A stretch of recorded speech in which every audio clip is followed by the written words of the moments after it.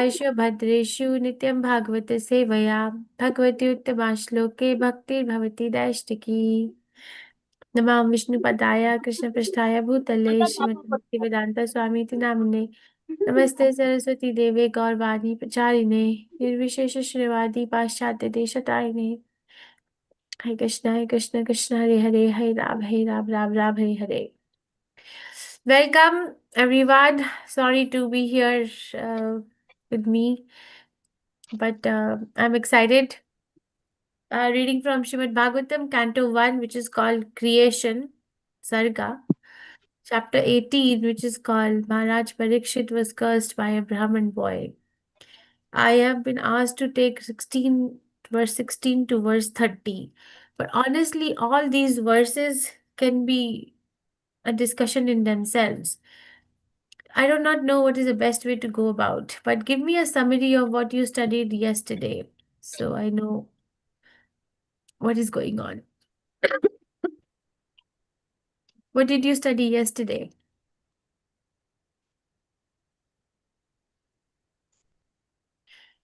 There was no class yesterday? Yeah, we had a class. Yes, Mataji, we have Hare Krishna. Okay, so what did you study yesterday?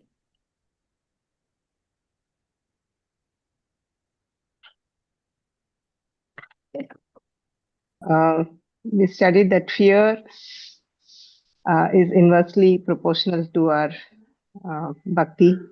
Mhm. So the more faith we have in the Lord, the less fearful we will be, the less anxious we will be. For our own selves. Yeah. Yes. Thank you. Okay.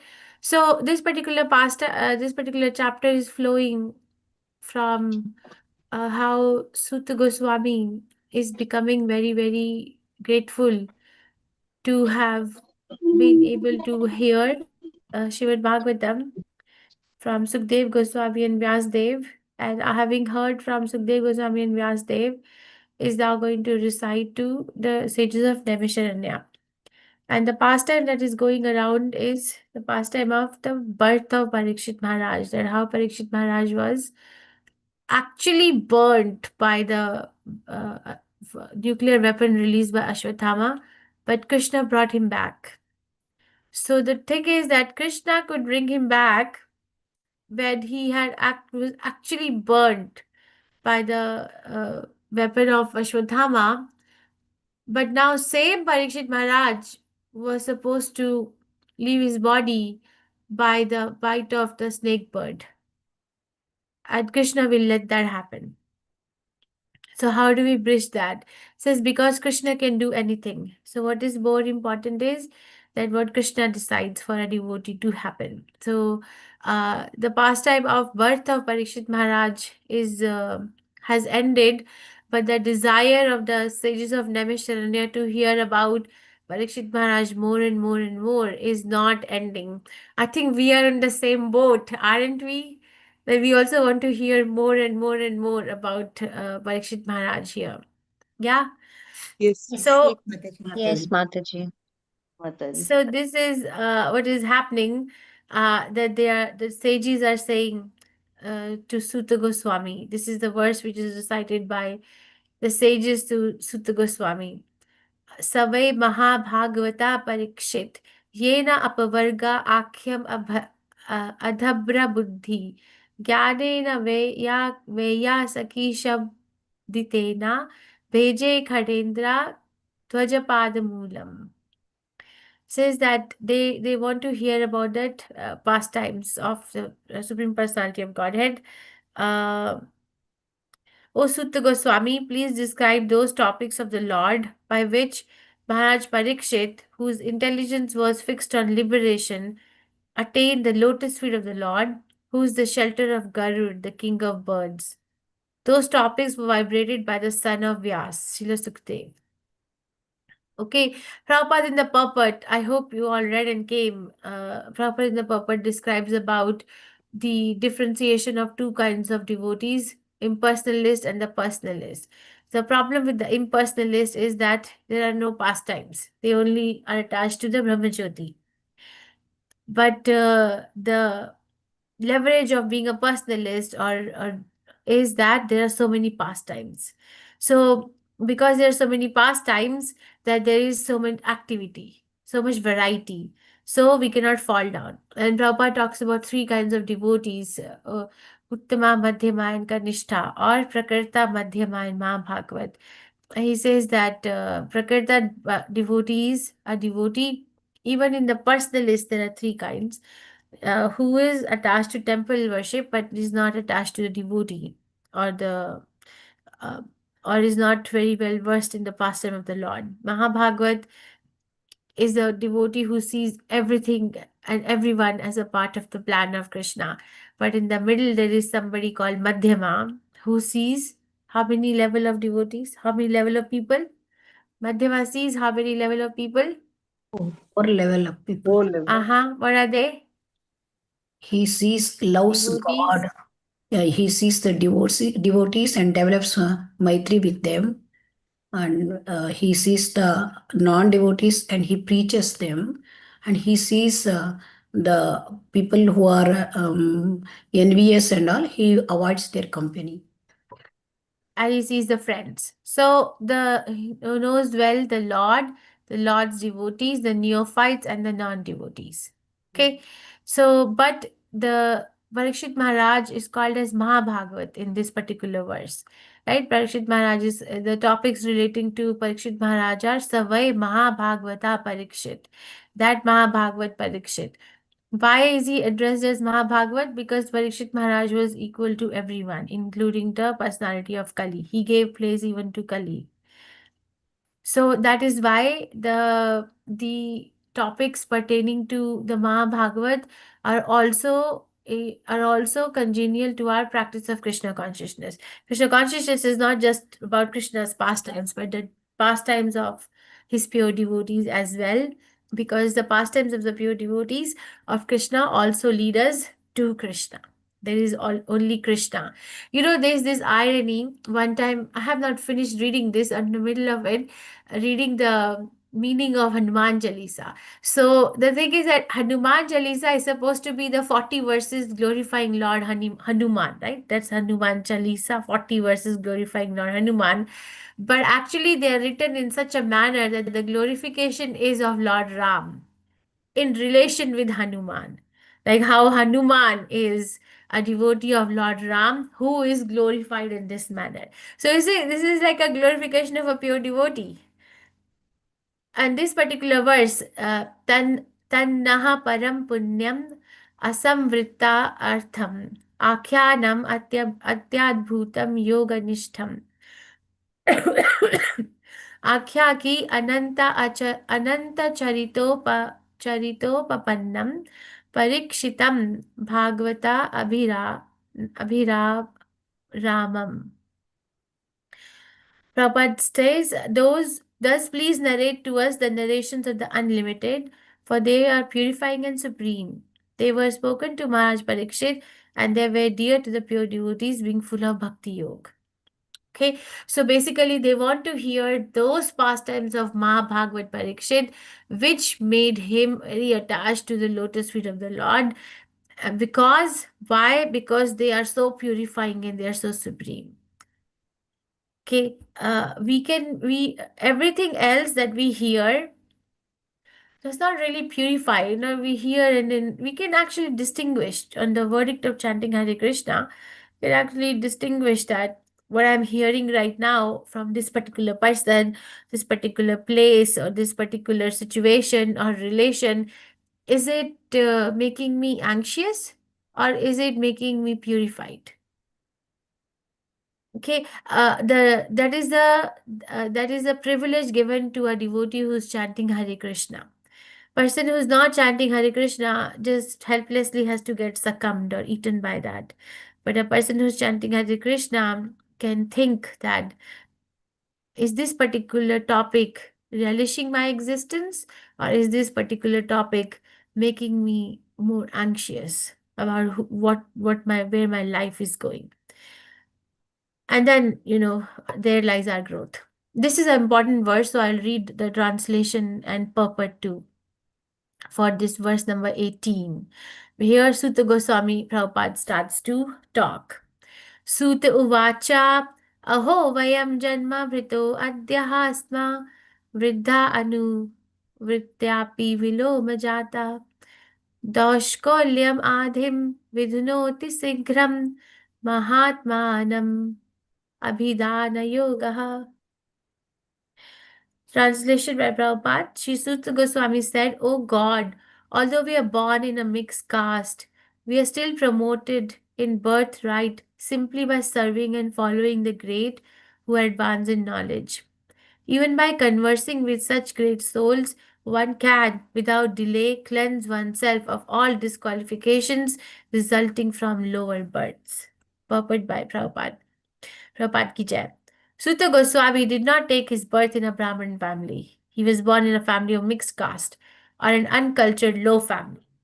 But because of higher association like Sukdev Goswami and the great rishis of Naimisharanya, certainly the disqualification of inferior birth was washed off. Lord Sri Chaitanya Mahaprabhu followed this principle in pursuance of Vedic usages, and by his transcendental association, he elevated many low-born or those disqualified by birth or action to the status of devotional service and established them in the position of acharyas or authorities. He clearly stated that any man, whatever he may be, whether a Brahmin or Shudra by birth, or a householder or mendicant in the order of society, if he is conversant with the science of Krishna, he may be accepted as an acharya or guru or spiritual master. What is the verse? Kiba Vipra, Kiba Nyasi. What is the verse? शूद्र Kiba के Shudra. नया शूद्र केने नय यही कृष्ण कृष्ण तत्व वेत्ता यही Tत्ववित्ते सही गुरु होय. ये कृष्ण तत्व है तो सही गुरु है. Thank you very much. You see, so the birth is not so important. What did we do afterwards is important. I think I was hearing one lecture by Swami Bhagavad Keshav Maharaj one time. He was explaining the rule of 5 in the corporate world. What is that rule? Okay, if you want to be successful in your job, then do one thing, surround yourself with 5 such people who are successful. If you want to be very famous, then do one thing, surround yourself with 5 people who are very famous. So like that, I say the power of association. So if you want to be a devotee of Krishna, do one thing, surround yourself with such devotees.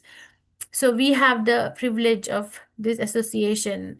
Same, it's the same privilege. It's not that because Sutta Goswami was personally associating with Sukdev Goswami or Vyasdev and the sages of Naimisharanya, so I am at a disadvantage. No, because we are repeating the words of the acharyas in the assembly where we are, it's the same. Okay, we cannot say that the sun was shining more bright at that time and is not shining bright right now. Same, it's the same. So the birth is not important. What is important is that whose association are we taking to elevate our consciousness? Because that is in our hand right now. Sutta Goswami learned the science of Krishna from great rishis and authorities like Sukdev and Vyasdev, and he was qualified. He was so qualified that even the sages of Naimisharanya eagerly wanted to hear from him the science of Krishna in the form of Srimad Bhagavatam. This is very important. So he had the double association of great souls by hearing and preaching. Transcendental science or science of Krishna has to be learned from authorities. And, okay, this is for each one of us. When one preaches the science, he becomes still more qualified. Basically, it's not to start to preach. Yes, there is a least requirement required that, okay, my chanting 16 rounds, are going to repeat the words of the acharyas is serious in their practice of Krishna consciousness. But being perfect is not the qualification to preach. Because the benediction is that when one preaches the science, he becomes still more qualified. So Sutta Goswami had both advantages, and thus undoubtedly he was completely freed from all disqualifications of low birth and mental agonies. This verse definitely proves that Srila Sukdev Goswami did not refuse to teach Sutta Goswami about the transcendental science, nor did the sages of Naimisharanya refuse to hear lessons from him because of his inferior birth. This means that thousands of years ago, there was no bar to learning or preaching the transcendental science because of inferior birth. The rigidity of the so-called caste system in Hindu society became prominent within only 100 years or so, when the number of Dvija Bandhus or disqualified men in the families of higher castes increased. Lord Sri Chaitanya revived the original Vedic system, and he elevated Thakur Haridas to the position of Namacharya, or the authority in preaching the glories of the holy name of the Lord. Although His Holiness Srila Haridas Thakur was pleased to appear in a family of Mohammedans. Such is the power of the devotees of the Lord. The Ganges water is accepted as pure, and one can become purified after taking bath in the waters of Ganges. But as far as the great devotees of the Lord are concerned, they can purify a degraded soul even by seeing by the low-born. And what to speak of association. So basically, the Prabhupada is saying that the association of a pure devotee is even more powerful than the taking than the Ganges, because in Ganges you have to walk and go and take bath. But here, just by vision, just by hearing, so you're purified. Okay, Lord Sri Chaitanya Mahaprabhu wanted to purify the whole atmosphere of the polluted world by sending qualified preachers all over the world. And it remains with the Indians to take up this task scientifically and thus do the best kind of humanitarian work. This is also important. The mental diseases of the present generation are more acute than bodily diseases. Okay, everyone is looking for Krishna, Shanti. Everyone is looking for some sort of solace. The mental diseases of the present generation are more acute than bodily diseases. The whole statistics of is here now of the diseases around the world. It is quite fit and proper to take up the preaching of Srimad Bhagavatam all over the world without delay.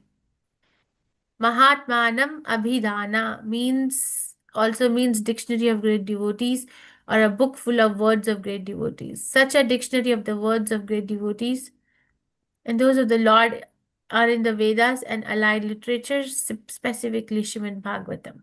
So take home point from this particular verse is that Suta Goswami Prabhupada is actually showing his gratitude to his spiritual masters Sukdev Goswami and Vyasdev for taking benediction or taking mercy on him to, despite of his disqualification of being born in a low birth, to still give him this qualification, this particular qualification of becoming Krishna conscious.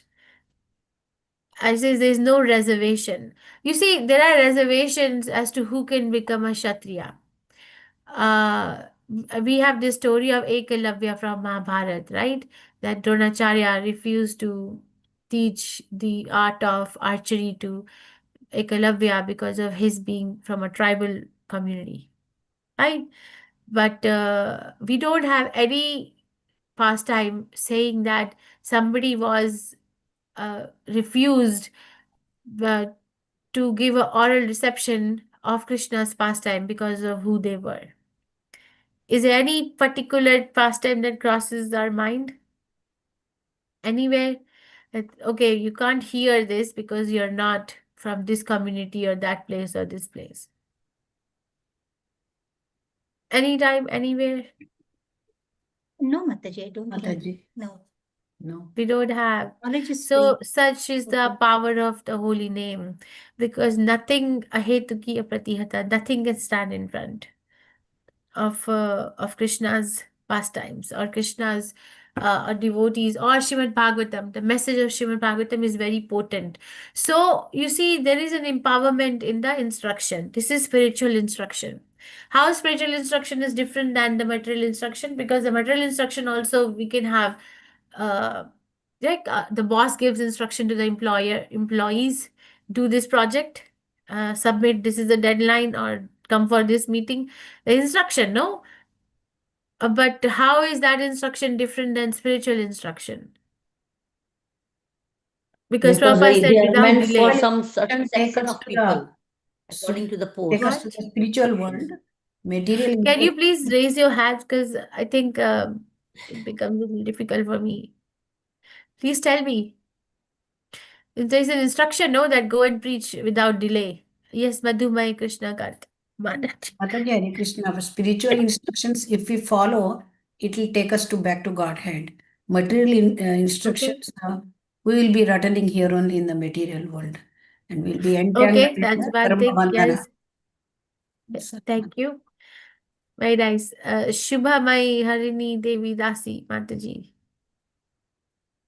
Hare Krishna Mataji. Mataji, for material instruction, it is meant for certain post or certain position for the upliftment of material progress, whereas the spiritual is for the upliftment of personal self-realization. Okay, very nice. Thank you. It's a nice point. Mataji. Shanti Sudesh Mataji. Hare Krishna Mataji. Mataji, this applies, spiritual instruction applies to everybody, Mataji, irrespective of where they are born or Okay, very nice. their qualification. Very nice. Thank you. Deepti Mati Kalindi Mataji. Hare Krishna Mataji, Dandavat Pranam.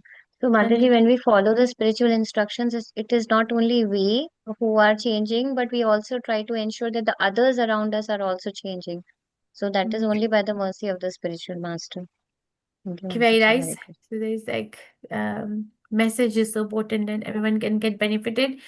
Okay, what else? Prema Priya Jai Shri Mataji. Hare Krishna. Hare Krishna Mataji. Yeah. There is anxiety in following the instructions of the material world, whereas in spiritual world, there's no anxiety. There's peace of mind. Okay, very nice. There's no anxiety. Yeah, but I get what you're saying, that there is this, the anxiety is not about the result. So just Yes. about the execution of the service, Yes. right? Very nice. Thank you. Yes, and one more thing is that the spiritual instructions are live wires. Okay, because the instruction comes with empowerment. Anybody who takes up the spiritual instruction with the purity of the heart and sincerity and determination gets the empowerment to do it. Material instruction is not like that. There's no like empowerment, or there is no like help available like that. This okay, the boss has said that finish this particular project. All right, but it depends on one's own motivation. But Krishna conscious, if Mahaprabhu is saying, or Prabhupada is saying, go and preach Srimad Bhagavatam without any delay. So if somebody thinks that, okay, it needs to be done without any delay, I need to be able to do it, and one is very sincere, then because there is this desire which is so burning, the avenues will open up, the intelligence will be given, the people will be sent. So many things happen just because they're live wire. There's so much empowerment. So empowerment. And one will always feel oneself disqualified to discuss these instructions. But the verdict is, Dabadeshwar Prabhu said, I said Bhakti Vaibhav teaching is difficult. He said, what is the difficulty? Because at the end, we have to chant Hare Krishna. So this way or that way, every verse you say says, are you becoming more attached to your Hare Krishna? That's teaching. So it's like, okay, I got it. That actually everything that we are doing is directed towards enhancing our quality of chanting. Okay, we are not trying to become like Bhakti Vaibhav scholars. Fine, but that's not going to help at the time of death. What will help is that did that scholarship enhance your quality of chanting? Did you understand the value of what you're doing every single day? Okay, so the 18th verse is very important. I'll keep on pointing what verses, so please understand. And also the preacher becomes even more qualified because they have taken up this instruction of the acharyas. So there is more empowerment and more qualification which is given. And this is Sutta Goswami continuing to say, to speak.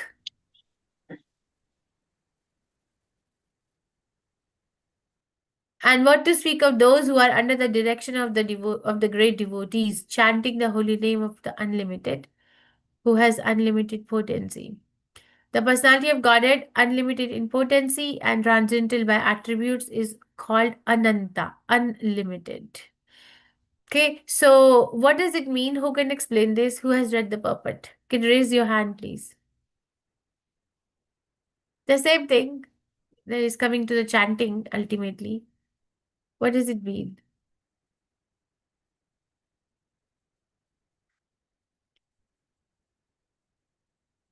Huh? Hare Krishna Mataji. Yes, Mataji. Somebody. Mataji, I'll just try. So, Mataji, it is mentioned that the people or the Brahmanas, who are so-called Brahmanas or others, they usually say if a person has been born in a low caste or any other caste other than a Brahmana, that is because of their sinful reaction. So, they have appeared in that particular caste and now they have to suffer the reactions. So, there is no way that they can really progress spiritually. So Hmm. this is what they say, but this is refuted by Sri Chaitanya Mahaprabhu that it is possible by chanting of Hare Krishna Mahamantra that any person, even if he is a low-born Shudra or a Chandala, he can be elevated spiritually. He can come to a position, he can become a Vaishnava more exalted than a Brahmana just by chanting the Hare Krishna Mahamantra. Very nice. So Thank the you. low birth is not a disqualification. Yes, thank you. Shanti Sudesh Mataji, what would you like to share? Yes, Mataji. So even if a person who's coming from low birth, if he is chanting, he can elevate himself. So what to speak of people who are more associating with directly with the devotees. So Pure they have devotee. much more, they are more empowered there. Yeah, so the pure devote, because if somebody is chanting the Hare Krishna Maha Mantra, you see that this question is often raised. Thank you, Mataji. That Hare Krishna Maha Mantra is independent of one's position in life, anywhere, in any shape or form. So why now this thing is needed? Initiation is needed. Why first initiation and second initiation are needed? Because anybody can chant Hare Krishna Mahamantra. Anybody can, under any circumstances. So why initiation? Why the guru has to chant on the beads and give those beads to the disciple at the time of initiation, and then take the promise from the disciple?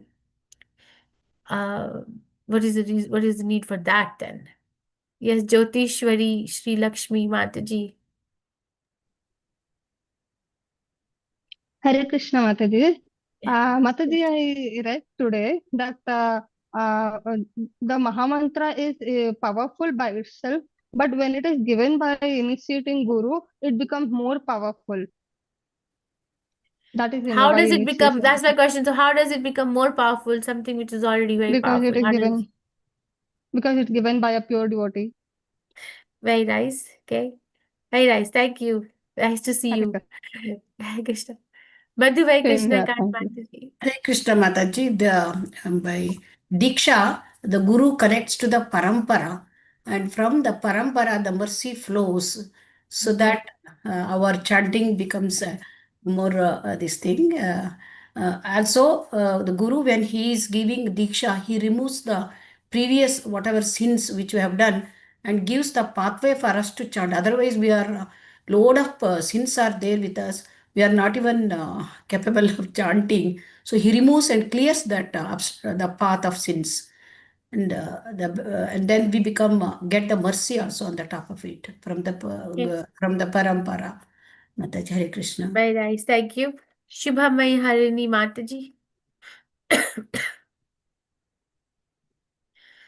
Shubhamai Harini Mataji. Yes, Hare Krishna Mataji. Mataji, like in my understanding, when I got in this session, like I got a new birth. All my past sins was taken by the Prabhu, by our Guru Maharaj, and a new name has been given, and with the new principles was set that I'm supposed to chant and to preach preach about Bhagavatam or Bhagavad Gita to everyone. This was we are ending with all our sinful past life and starting a new journey. That's why it's known as initiation. Hare Krishna Mataji. Thank you.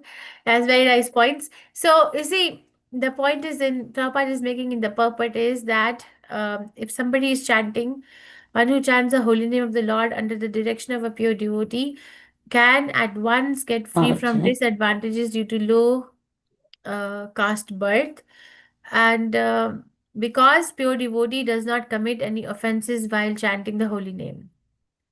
So, to chant the holy name under the direction of a pure devotee is offenseless chanting. So, our chanting is offensive, right? We get an advantage or a chance to chant offensively by the process of Diksha. Initiation means beginning, it's not the end, it's the beginning. That's the meaning of the word initiation is too. So initiation in itself is not the end, it's the beginning. But beginning of what? Because we're chanting even before initiation. Beginning of what? So beginning of attempt to So chant it offenselessly. means Prabhupada says it should be a group chanting. Chanting group, where does he I didn't understand your Like comment. the devotees all together associated, and then they have to chant the Maga Mantra. The kirtan, you mean? That's called kirtan? No, even the chanting. That adds more value instead of alone chanting solo. Whereas we don't make a show bottle spiritualism that we are going to sit in a corner and chant like 64 rounds a day and not do any service. We're not there yet. I don't know because Bhakti Vinod Thakur Prabhupada in a book called Bhajan Rahasya gives the protocol as to how we can enhance our chanting. Okay, my spiritual master gives class on that. And in that, one of the thing is that he has considered, Bhakti Vinod Thakur Prabhupada has considered, if you're chanting, best is to, yes, I agree, best is to chant in the temple with other devotees. Best is yes. But if it is not practically possible for everybody, then what can you do at your own place to enhance your chanting? So the things are given to us. So I think both things stand true. If somebody can do that, great. If somebody cannot do that, then don't say that, okay, because I cannot go to the temple, because I cannot sit with devotees and chant every day, then I'm not going to chant. Okay? Prem Priya Jayashree Mataji. Mataji, I believe it's a serious beginning on our spiritual journey, Mataji. It is what? A serious beginning. When we are not Yeah, initiated, definitely. Yes, committed definitely. beginning, yeah. Definitely, because it's a commitment. Yes. What is that? 9 stages of bhakti. Shraddha, Sadhu Sangha, Bhajan Kriya, Anartha Nivritti. So what stage one takes initiation? Not at the stage of Shraddha. What stage one takes initiation of all the stages I've mentioned? Bhajana Kriya, Mataji. Very nice. Bhajan. Bhajan Kriya. Okay, so it's a beginning. So, and then Anartha Nivritti. See, the offenseless, because the offenseless chanting, we can get rid of the anarthas, and then Nishtha Ruchi, so on and so forth. Okay? Yes, thank you, Mataji. Thank you. So, Sutta Goswami Prabhupada continues. It is now certain that he, the personality of Godhead, is unlimited. There is none equal to him. Consequently, no one can speak of him adequately. Great demigods cannot obtain the favor of the goddess of fortune even by prayers, but this very goddess renders service unto the Lord, although he is unwilling to have such service. Okay, so far what we have discussed, that the sages of Naimisharanya have put a petition in front of Sutta Goswami to keep reciting the pastimes of Mahabhagavat Parikshit Maharaj, pertaining to how he became so attached to the lotus feet of Krishna. And why they were so eager to hear about the pastimes of the lotus feet of the Supreme Personality of Godhead, because that are very purifying and they are supreme. And Sutta Goswami is starting to speak by paying his respects to his spiritual masters, Sukdev Goswami and Vyasdev, for giving him this eligibility to actually hear and imbibe these pastimes, and now be in an association of the sages of Naimisharanya, which is equally exalted as much as the association of Sukdev Goswami and Vyasdev in his life, where he'll be re-reciting this. And he's glorifying that how the low birth is not a disqualification to become fully Krishna conscious. And he's just glorifying and just making us very clear that Krishna's pastimes are not equal to anything in this world. Nothing. Because we have this tendency to compare, no, that okay, I have somebody's like the poet. Prabhupada gives example of the poet writing the poetries. So they say, okay, my lover's smile is, I don't know, like give me help me, like as beautiful as the full moon. So they're comparing, right? Or the touch of my child is as nice as the nice blowing wind. So there's a comparison, right? There's a comparison. This is, don't think that Krishna's pastimes are of comparison to anything in this world. There's no one who's equal to him. That's what he's saying here. And he's saying great demigods are actually rendering worship to the Supreme Personality of Godhead. And a lot of us are rendering service to Mother Lakshmi, but she's rendering service to Krishna, and Krishna is not so keen for that service or unwilling to have that service. And Prabhupada is giving example of that Mother Lakshmi is massaging the lotus feet of Vishnu because she's his devotee. Devotee wants to be near the Lord, and he is generating Brahma from his navel, Garbhodakshaya Vishnu. Okay, so Krishna simply by his willing can do everything. Okay, so he's glorifying that this is what we are going to be discussing. Still, it hasn't started.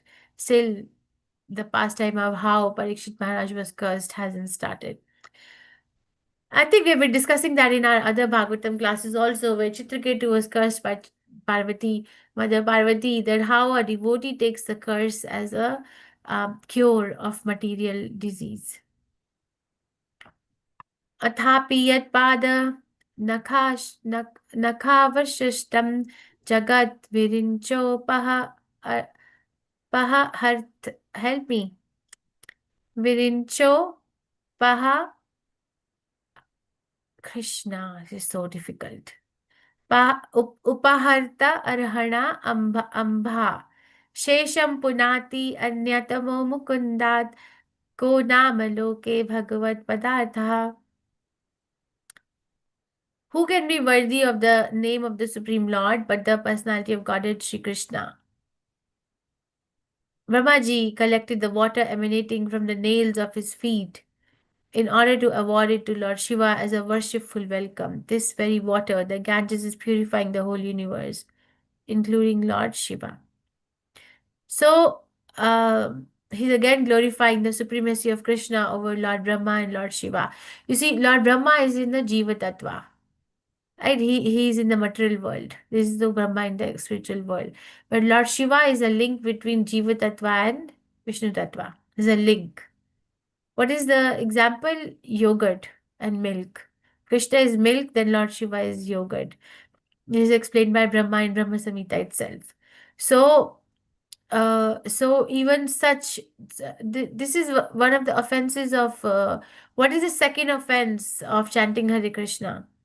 You recite offenses every day, right? What is the second offense out of the 10 To offenses? consider the name of To the consider the names of the demigods Brahma, like Lord Lord Shiva Shiva, and Lord Lord Brahma Shiva to be equal equal to to are the independent of the name name of of the Lord. Very nice. So see, so thank you. So we cannot consider the name of Lord Brahma or Lord Shiva to be equal or independent of the holy name of Krishna.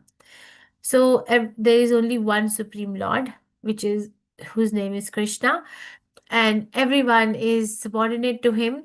But the problem is, the minute we say the word subordinate, because this is Urdhva Mula Madho Shakham, everything is upside down, as Krishna explains in Bhagavad Gita, chapter 15.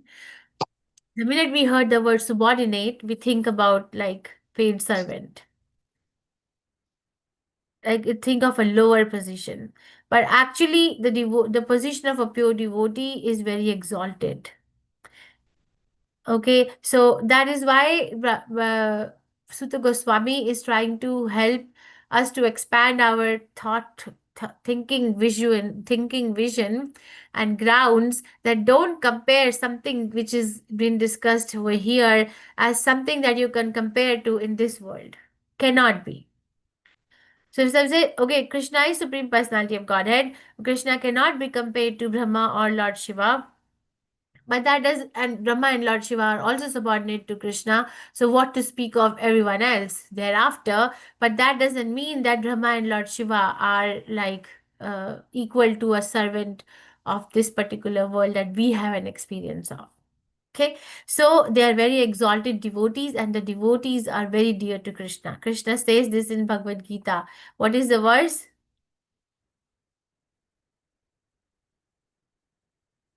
He promises Arjun, my devotee will never perish. What is the verse? 127 and 28. Kauteya pratijanihi na me bhaktya pranashyati. शान्तिं गच्छति कौन्तेय प्रतिजानीहि न मे नमे भक्त प्रणश्यति. Na Yeah, pranashyati. so he says, declare it boldly, O son of Kunti, that my devotee never perishes. Kanteya pratijanihi name bhakta pranashayati. And he says so many times, Adami buddhi yogam tam yen mamupayantite. Whoever wants to come to me, I give the intelligence by which they can come to me. Then he says that whatever yogakshema vahami ham, if you want to come to me, then I preserve what you have and I will bring to you what you lack.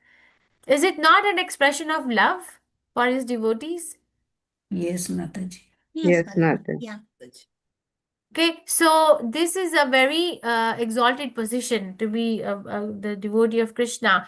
And Prabhupada is giving us a reference that if somebody wants to understand the position of Krishna, then follow the particular lineage. And there are 4 particular lineages or sampradayas which are bona fide. What are those sampradayas?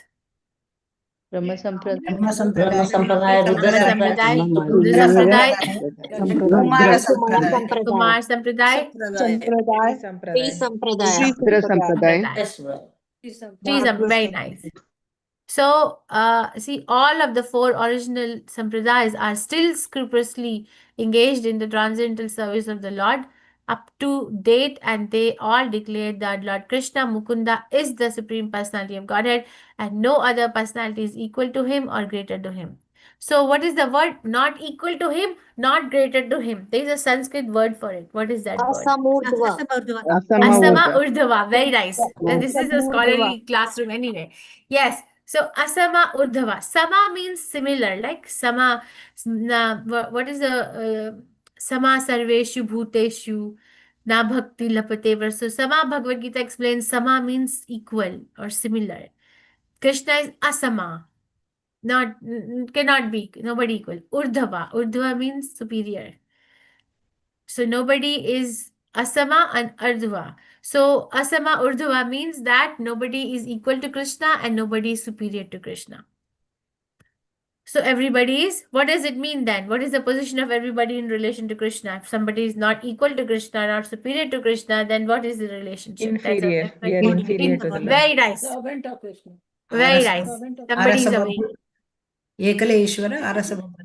Ekaleshwara. They're all servants of the Lord. Yes, so inferior. And that inferior position to Supreme Personality of Godhead is a very exalted position. Okay? It's nothing to be sad about. It's something to celebrate.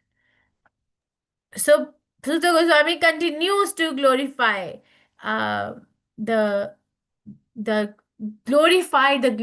attempt to glorify Krishna, basically.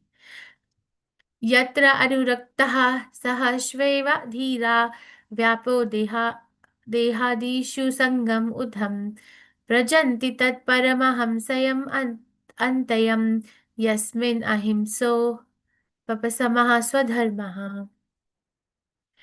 Translation by Prabhupada. Self-controlled persons who are attached to the Supreme Lord Sri Krishna can all of a sudden give up the world of material attachment, including the gross and subtle mind, and go away to attain the highest perfection of the renounced order of life, by which non-violence and renunciation are consequential. This is a very interesting verse because it's a self-controlled person. Who is a self-controlled person? What is the quality of the self-controlled person described in this particular translation? What is the quality? Who is? Goswamis. Free from material attachment Who is and attached attached to the Supreme Lord? right? Yes, ma'am. So actually, when we say self-control means they have no attachment, no detachment, and self-control. But actually, in the Bhagavad philosophy, a person is called to be self-controlled when they are attached to Krishna. You see, this is a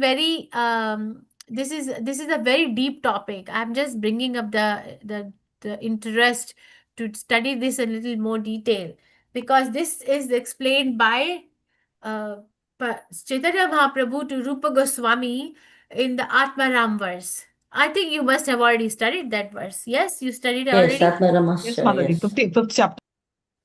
Yes, I 10th, thought 10th seventh number chapter. sloka. It's 7th chapter, 10th number sloka. yeah.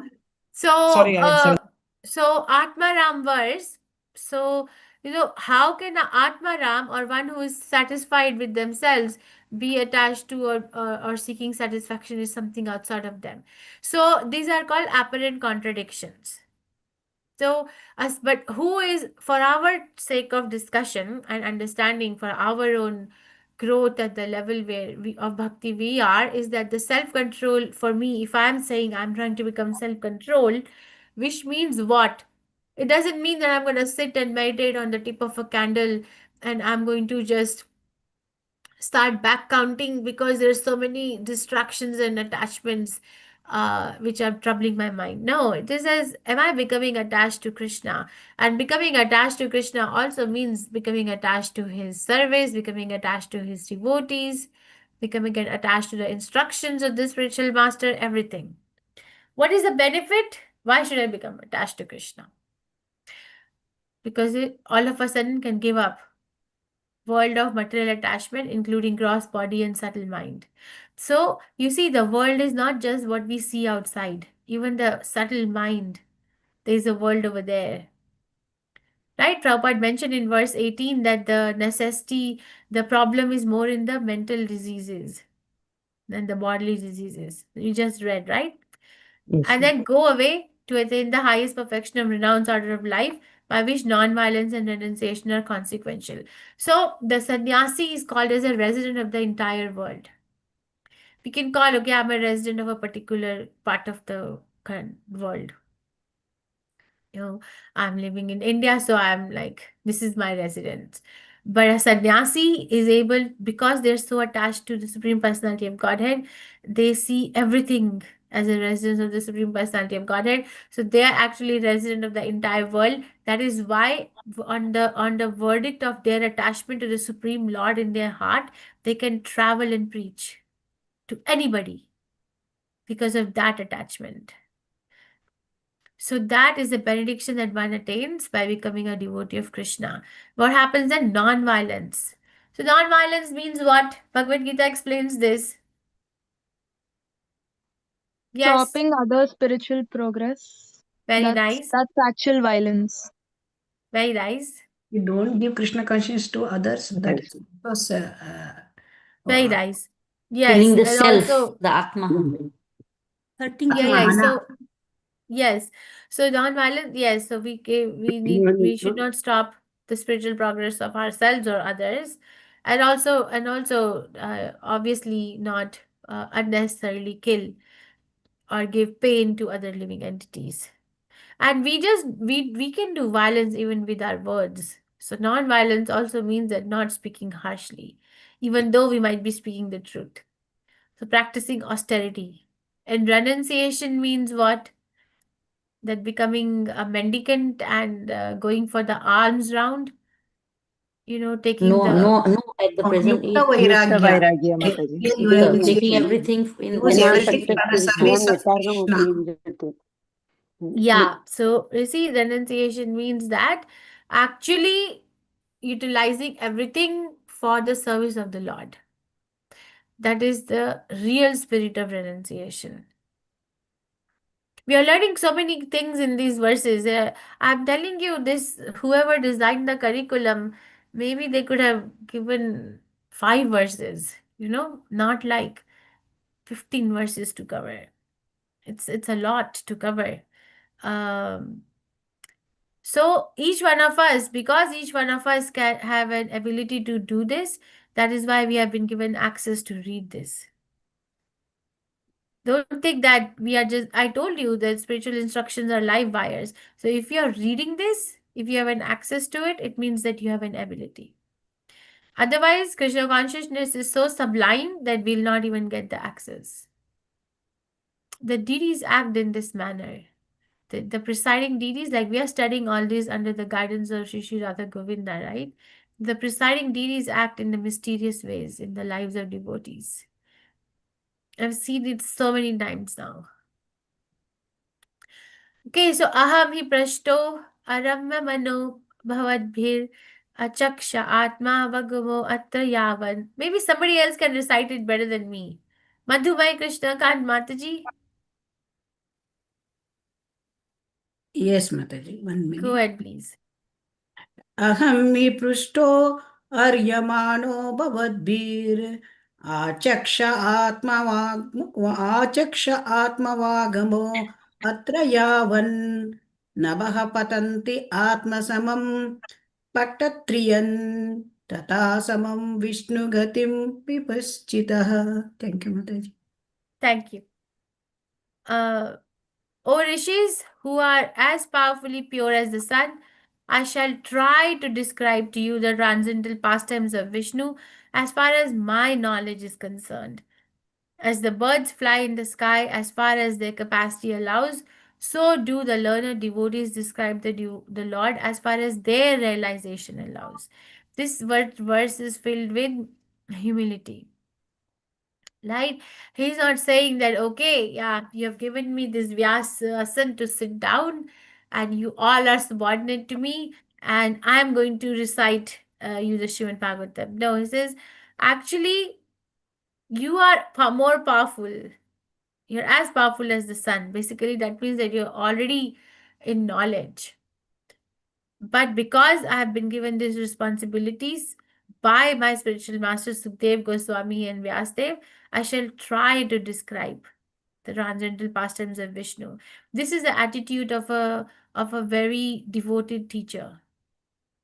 Okay, so when we go to learn Srimad Bhagavatam, we hear Srimad Bhagavatam class from Namineshwaru every day, or hear Prabhupada's, or if you give Srimad Bhagavatam class, that this is the attitude. Because our teacher can only take the students wherever the teacher is, up to the level wherever the teacher is realized to. So as far as so he's saying that as far as my knowledge is concerned, I will describe.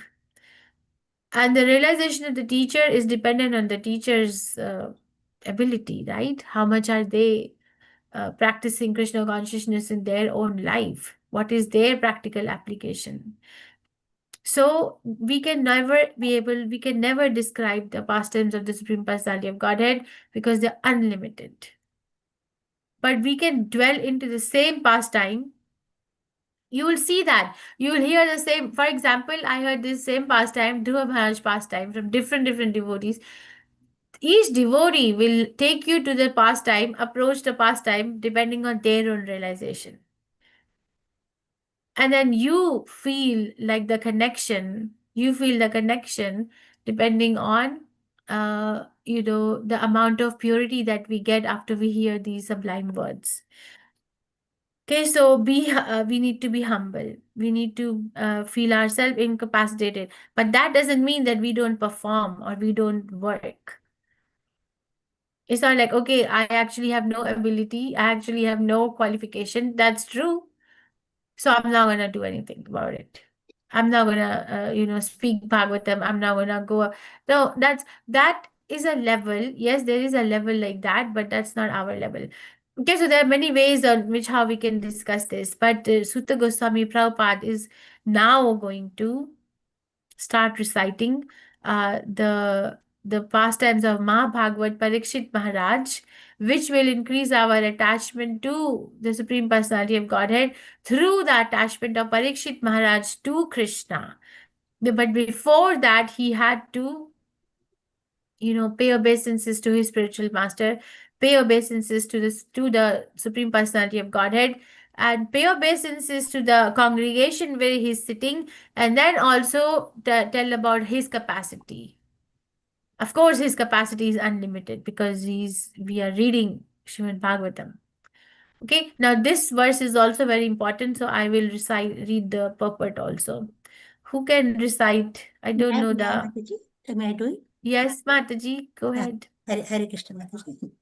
एकदा धनुरुद्यम्य विचरन् मृगयं वने मृगान् अनुगतः शान्तः कृष्टोपृशं जलाशयम् अकक्षणः प्रविवेश तम् आश्रमं तदर्श मुनिम् आसीनां शान्तं मिलितलोचनं. हरे कृष्ण माताजी. So nice, na? Thank you. Translation of Prabhupada. Once upon a time, Maharaj Parikshit, while engaged in hunting in the forest with bow and arrows, became extremely fatigued, hungry, and thirsty while following the stags. While searching for a reservoir of water, he entered the hermitage of the well-known Shamika Rishi and saw the sage sitting silently with closed eyes.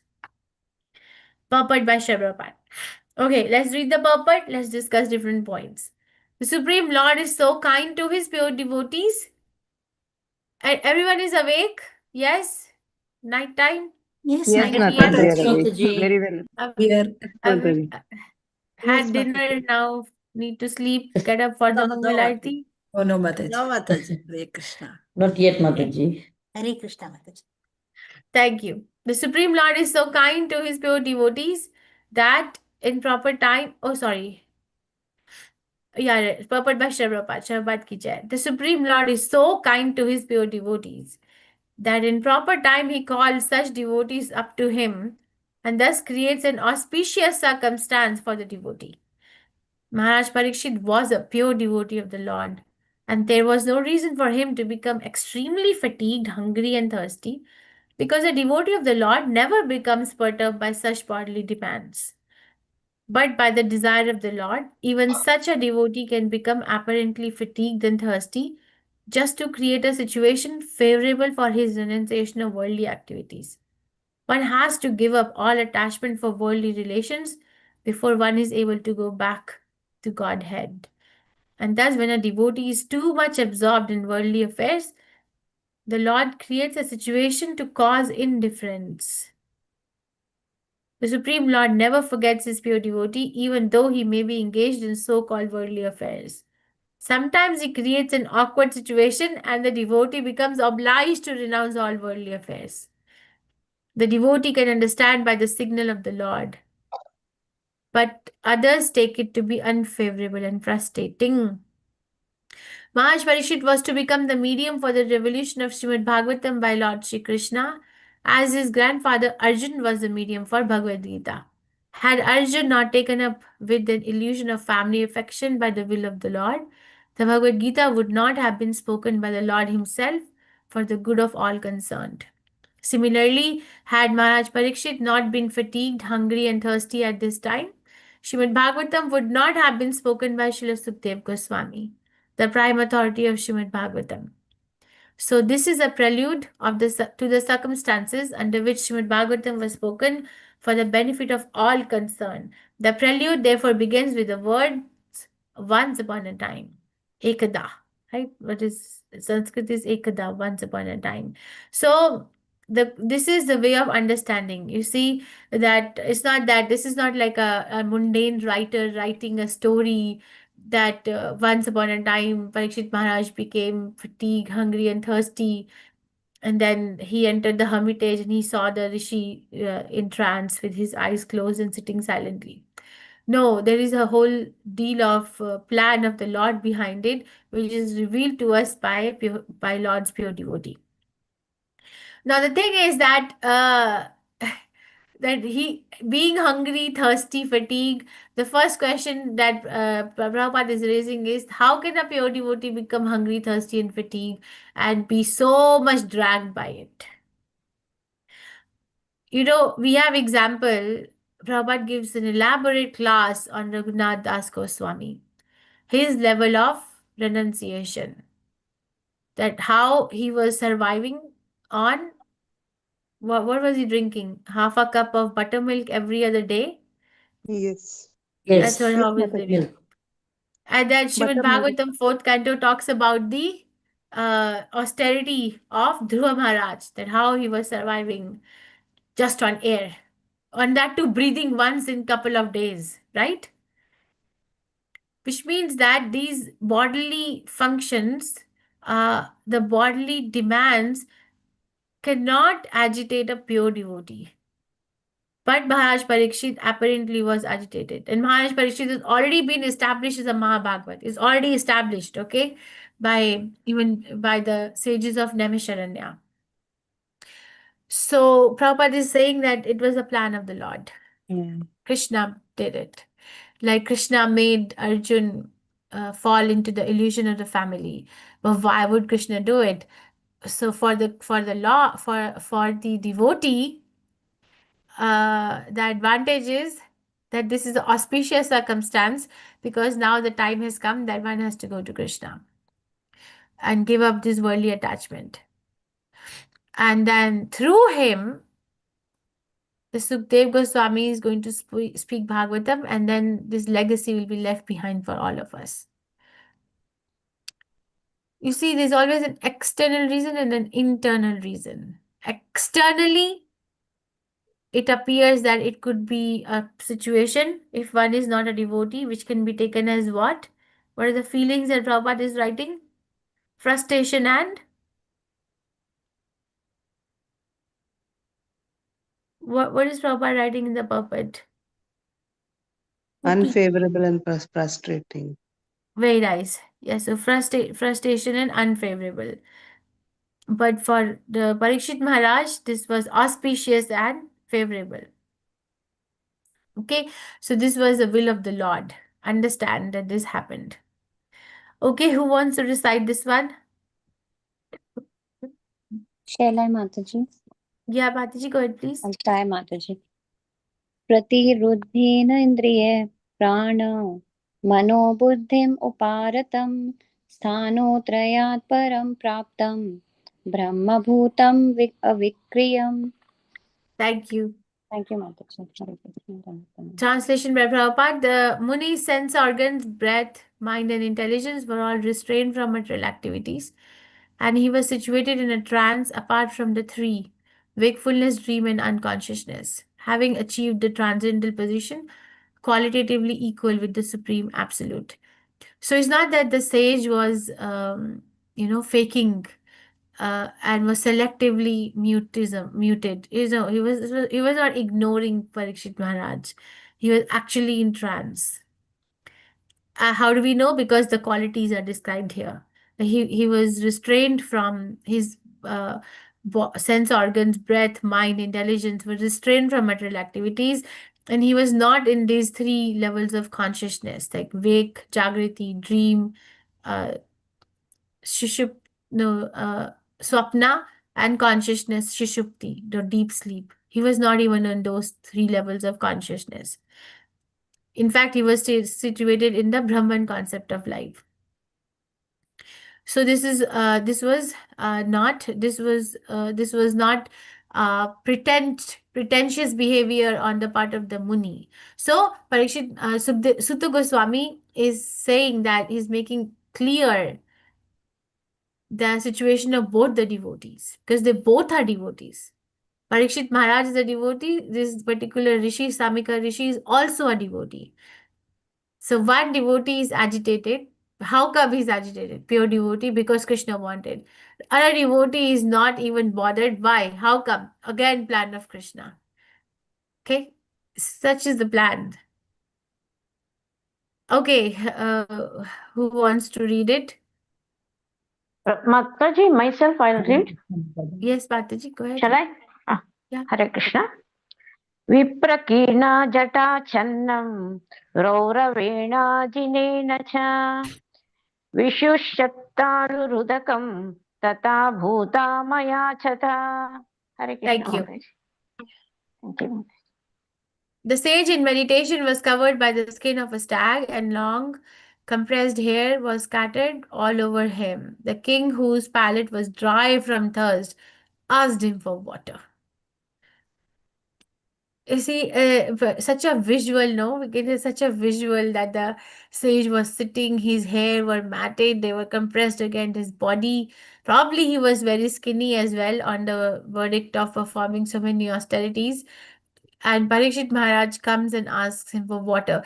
The thing is that there are so many rivers in the forest. If he saw that this particular rishi, Samika Rishi, is in trance, Parikshit Maharaj could have gone and gotten water somewhere else also, right? Or he was such a big yogi, he could have generated water. He's not an ordinary person. But you see what Krishna does to his pure devotees. So we're discussing this particular element in our Bhagavatam class, I don't know, maybe yesterday or today, that uh, the love of Krishna does not always come in the form that we are accustomed to being loved as. Because if I say, okay, if I tell my child, I love you so much, I love you so much, am I going to curse my child? Are you going to curse your love, near and dear ones to No, show no, your love? no, No, no, Oh, never. because I Mataji. love you, here you go. No, Never, Mataji. Mataji. We don't do that, right? But Krishna does that. Because Krishna does that because Krishna's love is not of this material quality. Okay, he knows best what's good for us. What is that pastime? Chitraketu's pastime in sixth canto. Prabhupada describes that. I don't know if it'll come. Okay, I'll not reveal the surprise. But Prabhupada described that it is best to surrender to the Supreme Personality of Godhead because he knows how to adjust everything. Now in this particular situation, Parishit Maharaj, even though now retrospectively thinking and doing the analysis of the situation, we can come up with so many other things that like I'm coming up now while talking here, that why he had to stop there only for water. It's not the only place to get water, or why Krishna had to they do this to Parishit Maharaj. So there are answers because Krishna knew best what is best for Parishit Maharaj, and this is called firm faith. This is an element of surrender. This is how a devotee looks. That even a curse is an expression of love from the hand of Krishna. It is not a karmic reaction. It's not a karmic reaction. It has been made clear that this was because of the Lord's plan that Parikshit Maharaj ended up in a situation like this. Can we see Krishna's plan in our life today, whole day? Can you think in your heart where you probably faced a reverse situation from anywhere, but you see it as Krishna's hand? Because it gives peace to the mind. Mataji, how can we distinguish the two? How can we distinguish whether it's a mercy or curse? It's mercy. Oh, depending on what we are going to do with it. Yeah. I mean, when you're suffering, how do we Yeah. distinguish whether it has been God's mercy or our karma? Or you mean, so yeah, my Guru Maharaj was asked this question. He said it's not important because for a devotee,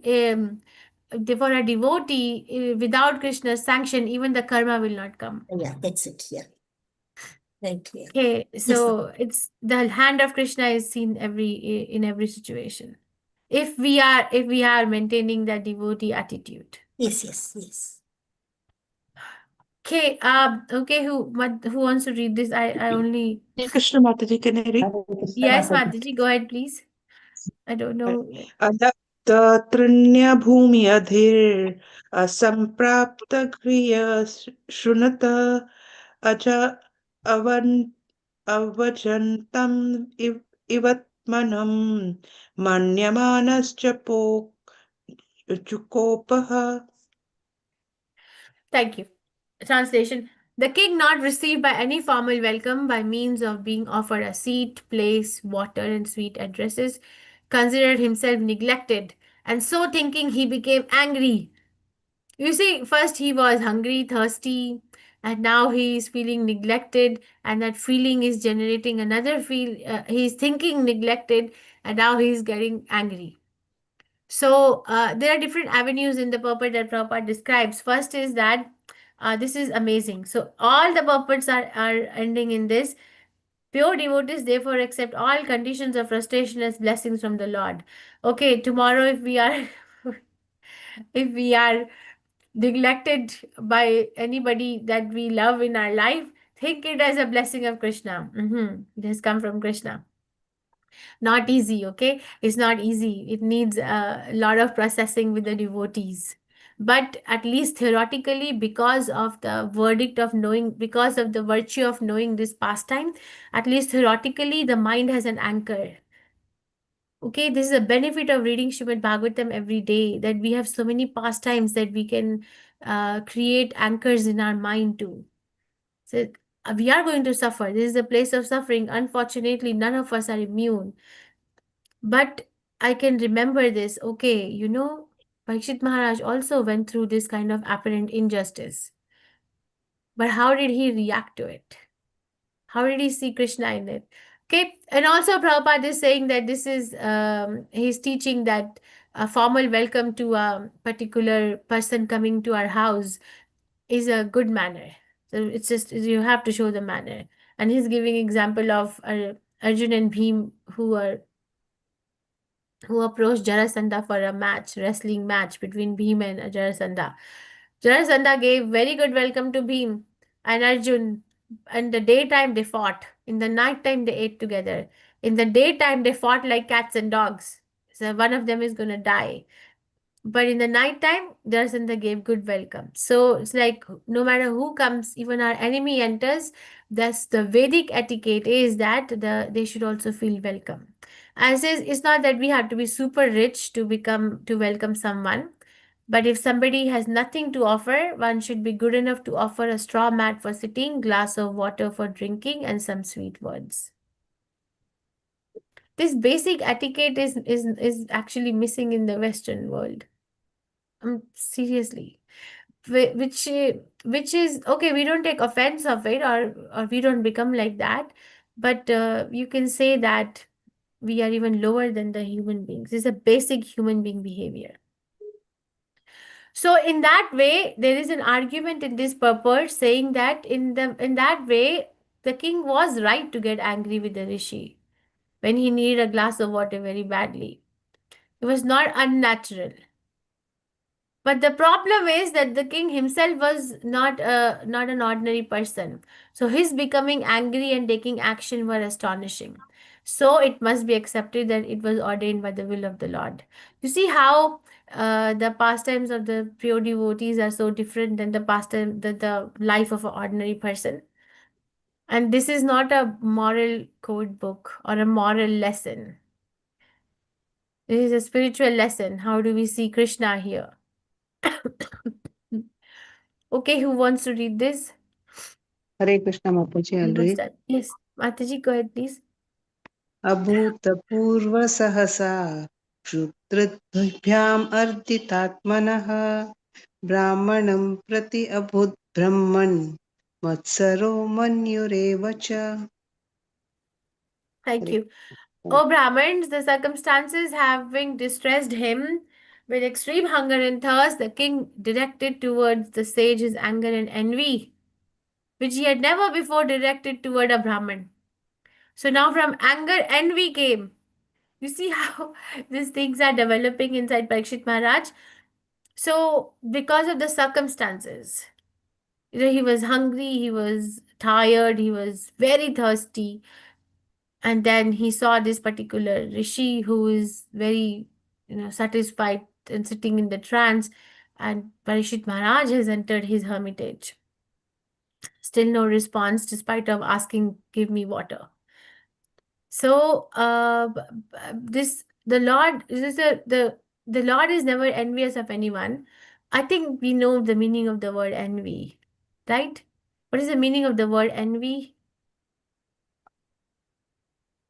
I like the thing Jealous. what you have, but I don't like I the like thing the you thing have that it. you have, but I don't like the fact that you have it. You Yeah, have it's what you don't much. deserve. You have what I don't have, but you don't Envy deserve. I like the Thank thing what you have, but don't like the fact that you have it. Yeah, that's my spiritual master's definition. I think I spill it everywhere I go. Yeah, so my Guru Maharaj explains this envy is like, I like what you have, but I don't like the fact that you have it. Since Krishna is never envious of anyone, even the devotees are never envious of anyone, but in that particular situation, this emotions came up because of the will of the Lord. And Prabhupada is saying that king was right to punish his subject for coldly receiving him or neglecting him. But because the culprit was a sage and Brahman, it was unprecedented. The only justification for Lord Maharaj Parikshit's behavior is that it was ordained by the Lord. So keep repeating the same thing. It's Krishna's. It's ordained by the Lord. Okay, who wants to read the last verse? Hare Hare Krishna, Krishna Mataji. Mataji. Hare I Krishna. have a Shall I? doubt, Mataji. Yeah, yes, Mataji. Mataji, can we just finish this last verse and then you ask? Don't forget your doubt. Okay. Yes, Mataji. Okay, Hare go. Krishna Mataji. Satu Yes, Mataji, Brahma. go. Shall I, Mataji? Hare Krishna. Satu Brahma Rushe Kada Sumburakam Rusha Vinirgatsan Dhanushkotya Nitaya Puram Akataka. Hare Krishna Mataji. Hare Thank you. Krishna Mataji. While leaving, the king, being so insulted, picked up a lifeless snake with his bow and angrily placed it on the shoulder of the sage. Then he returned to his palace. You see, he returned thirsty to his palace. Why he had to do so much there? So Prabhupada says, was tit for tat. By the will of the Lord, again, by the will of the Lord. The king, while going away, found a dead snake in front of him, and he thought that the sage who had coldly received him thus might be coldly rewarded by offering a garland of their snake. In ordinary dealings, it was not very unnatural, but in the case of Maharaj Parikshit dealing with the Brahmin sage, this was certainly unprecedented. It so happened by the will of the Lord. Twice it's mentioned. We cannot explain or look at this particular situation from our own eyes. It's Krishna's arrangement. He arranged. He brought his love for Parikshit Maharaj in the form of an impending curse. That's how Krishna does it. Okay, so Mataji, you had a question? Yes, Mataji. Mataji, how does I couldn't understand how is the Lord, I mean the king envious of the sage, Mataji? See, the how I understand is that Parikshit Maharaj is agitated with hunger, thirst, right? And then anger. Is these things that when somebody is agitated, we cannot be calm and composed. Do we like ourselves when we are agitated? No, No. Mataji. No. No. But then here is a person who is sitting so calm and composed. So I like what you have. I like that you are calm and composed, but I don't like the fact that you are calm and composed. That's envy, no? I should be the one. Thank you so much, Mataji. Hare Krishna. Okay, so just to summarize before we discuss for 5 minutes, that this particular class opened up with the questions from sages of Naimisharanya, or a request on the contrary from sages of Naimisharanya to continue to Sutta Goswami Prabhupada to continue to recite the pastimes of Mahabhagavad Parikshit Maharaj in relation to the Supreme Personality of Godhead, so that by hearing those pastimes, their attachment to the Supreme Lord increases and they become purified, and so does we. Sutta Goswami, having accepted the request from the sages of Naimisharanya to continue the pastimes, first of all remembers his spiritual masters, then he glorifies the Supreme Personality of Godhead, then he glorifies the sages sitting there, then he discloses his personal disqualification, even though there is no disqualification, and then he starts to recite the pastime. And the two very important, all verses are very important, but the two very important verses are verse 18 and verse 24 to 25. Please write those verses, because those two verses are the verses which are defining the changing point in this particular conversation which is happening. Okay, the questions, reflections. I'll come to the gallery view. Realization, correction. Mataji, we can go offline if you want. I don't know. Reflection, realization, correction, complaints. Hare Krishna Mataji. I really enjoy listening to your class, Mataji. Thank you so much. In your last class, you had mentioned that you referred to a particular book, but I couldn't get the name. In fact, I've heard you say that several times, but I've never been able to, register that name of some Bhagavad study which you do. And you also shared some of the pages of those in your. Oh, yeah. Bhagavad Subodhini by Gauranga Bhagavad Darshan. Subodhini. Okay, Mataji. Thank you so much. I'll just note it. Hare Krishna. Thank you. You're not well, Mataji. No, I'm recovering. Thank you. Please get well soon, Mataji. Thank you. So, no questions. Mataji, please Thank wish you. you speedy recovery, Mataji. Thank you so much, Mataji. It was beautiful class. Thank you so much, Mataji. Very clear, Mataji.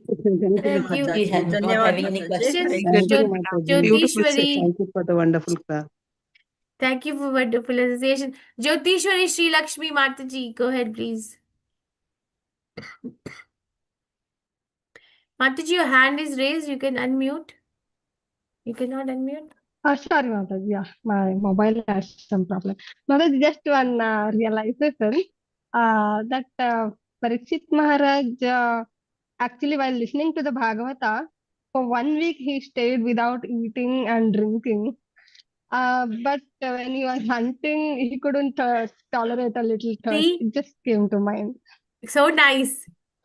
See, so because this is what Krishna consciousness does, You see, so nice, amazing So that's realization. how I think that that is how the Lord made that happen. He was able to. He was Krishna conscious before also, after also, but Lord played with his mind that he should not control that thirst, and the Very events nice. happened. Thank you. Thank you Hare for sharing. Krishna. So profound. Mataji, Thank you. even Parikshit Maharaj, he felt guilty after doing that, and he repented, and he wanted some curse or something to happen to him because he did something which was not suitable to him. So he was awaiting for something something to come as a punishment. And when he heard about the curse by the Brahmana boy, he gladly accepted it, and he left everything and he rushed towards the Ganges so that he could put his life in this way. So that is another point I felt, Mataji, that we should also think whenever we do anything, we should be awaiting some kind of punishment or atonement. Thank you, Mataji. Thank you, Hare Mataji. Krishna. Madhumay Krishnakant Mataji. I Hare think there's a Krishna question. Mataji, as a fetus in the womb of mother, he tolerated Brahmastra and he could tolerate that heat of Brahmastra so much, but he couldn't tolerate this hunger. So, like, No, that time Mahavishnu protected him. Actually, it is stated that his body was burnt, but Krishna brought yes. him back. Totally he was burnt. Yes, but Krishna Yeah. brought him back. Yes, So new body he got. the only Because answer Krishna is wanted that to respect, no, Mataji, the Brahmastra, so he allowed that to happen. so the only explanation is that this is the will of the Lord. There is no other explanation logically. Yeah. It is not going to follow any algorithm. Okay, this is the only way that he could have given up his kingdom and actually abandoned it like anything. There is a question in the chat. If Maharaj Parikshit was a highly self-realized and protected devotee of the Lord, why did he momentarily fall into anger and disrespect a sage? That's the will of the Lord. We studied it many times. Okay, that's part 1. Part 2, what does this incident teach about the subtle power of material influence even on advanced souls? You see, Even surrendered advanced soul also can fall down then at times. so we don't look at this incident as an example of a fall down. Right, so I'll give you certain examples from Srimad Bhagavatam to explain the point. There's an element in ISKCON education ministry that we are taught, and it's called ISKCON hermeneutics. Hermeneutics means that try to understand the particular pastime or particular purport according to the author's context, according to what the author is writing. Okay, so in this particular pastime, we don't look at this pastime. The acharyas are not making us understand this pastime as a fall down. That Parikshit Maharaj fell down. Actually, he was raised to the position of being a Mahabhagavata, because or even he became more exalted. Right, now this is one thing. Now the same Parikshit Maharaj, when there is a pastime of the when there is a discussion of the pastime of the Supreme Personality of Godhead going on, it is not considered a very appropriate behavior to inquire about the mistake of somebody else, right? But same Parikshit Maharaj, when he is asking Sukdev Goswami to unfold the pastimes of Damodar Leela, he asked Sukdev Goswami, what did Nalakuber and Manigriv do that they had to become tree? So there is a comment that actually he should not have asked this question, because it is not considered right to inquire about somebody's mistake when Krishna's pastimes are going on. It is an offense, right? Tell me, what wrong did you do in your life that you ended up being a bankrupt? Is not a good thing, right? But this question is brought up. So how do we look at that particular question that he raised? The acharyas explained, because this particular pastime question was asked by Parikshit Maharaj so that Sukdev Goswami would continue to speak about Damodar Leela for some more time. Okay, this is not looked down upon as an influence of the material energy. There is no material energy. It is a direct will of the Lord. Material energy is also under Krishna here. But we look at the pastime of Bharat Maharaj as a fall down, right? We look at that pastime as a fall down. That yes, this can happen. Yes, anybody can fall down unless and until somebody is on a prema stage. Anybody can fall down. Okay, so it's not the influence of the material energy. It is the influence of Krishna directly. It's directly saying that, okay, bahut ho gaya. Like we understand from Prabhupada's life. Prabhupada said that he was his factory was going very nice. The astrologer told him that he should have become so rich as Birla and Tata. But what happened? One night his factory got short-circuited. The whole thing got into fire. Everything fell apart. He took it as a will of the Lord. Right? This is the will. So we cannot say that, oh, this is Prabhupada's karma, because the karma was already revealed to him. But because Krishna's will intervened, the karma had to subdue itself. It had to be removed. Got it? Yes. Ajavilas was a fall down, no, Mataji. So Ajamila was not a pure devotee. Yes, it's Ajamila pastime. Yes, we can say that it was a fall down, but there's so many other angles. What I'm trying to focus is a pure devotee. Is it a fall down or is it a will of the Lord? How are we looking at it? Yes, but one way of looking at Ajamil's pastime is that yes, it was a fall down, but that's not the only way. Mataji, Mataji. Vishwamitra. Yes, we can say, but Vishwamitra's pastime is not brought up in Srimad Bhagavatam. There's a reason. Because it's not related to pure devotional service. So, Deepti Mati Kalindi Mataji, your hand was raised. Yes, Mataji, thank you, Mataji. Hare Krishna, Dandavat Pranam. Mataji, one thing I wanted to know, it was because of the external energy of the Lord, no? Not because of internal potency that Parikshit Maharaj was put under illusion. That was due to the external energy of the Lord. So you see, when Prabhupada is mentioning more than once, it was the will of the Lord, it was the will of the Lord. Yes, yes. Krishna, that has nothing to do with external energy. Right. So, right, what is it verse in 15th chapter? uh, Krishna, I am above both. So there is a nature which is above both. Superior. There are two kinds of living entities: inferior and superior. Tastavanyam, that one, Mataji. Shara and Akshara. Jara and Akshara. So Loki, Yeah. Jara So Krishna Akshara. says in that particular let me see if I can bring it up. Krishna says that so there are two kinds of living entities, Shara and Shara Akshara, Akshara. fallible, Yeah. fallible or infallible, but I am beyond the two. Yes, Mataji. Chapter 15. 15 point. Yeah. Towards the So end. even if you say this is internal energy or external energy, it is directly Krishna. Yes. It's not in. So he's saying that there are two kind of living entities, Kshara, Akshara. So the one who are fallible are under the external energy. The one who are infallible are under the internal energy. But I am beyond both external and internal. That means he's controlling both.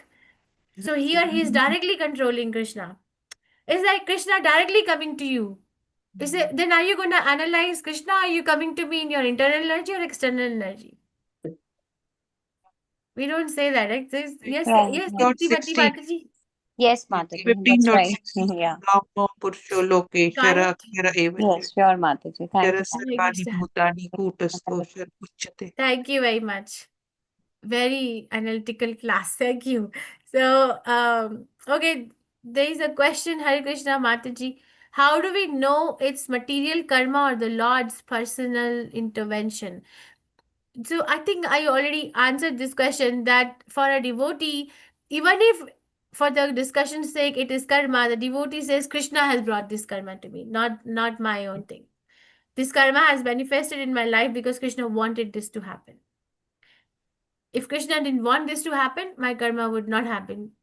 Or he says, okay, now Krishna has brought this, Krishna has appeared in my life as this difficulty. So how do I become more Krishna conscious? Like Prabhupada, there's one of his disciples was sitting with us and he was talking about Juhu temple fight.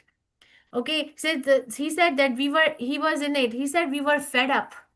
He said there were people coming with the guns and the dandas and we were beaten up. So we said, Prabhupada, please give up.